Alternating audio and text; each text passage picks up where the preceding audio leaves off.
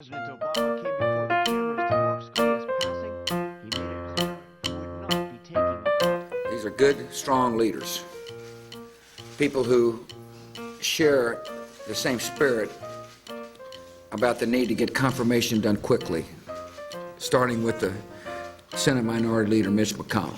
Democratic colleagues continually talk about the so-called Thurmond Rule, under which the Senate supposedly stops confirming judges in a presidential election year. There is no such rule. We, as members of this Senate, have a responsibility to move judicial nominees. We should not be playing games. There are plenty of examples of confirmation of judges in presidential election years during the fall. The reality is that the Senate has never stopped confirming judicial nominees during the last few months of a president's term.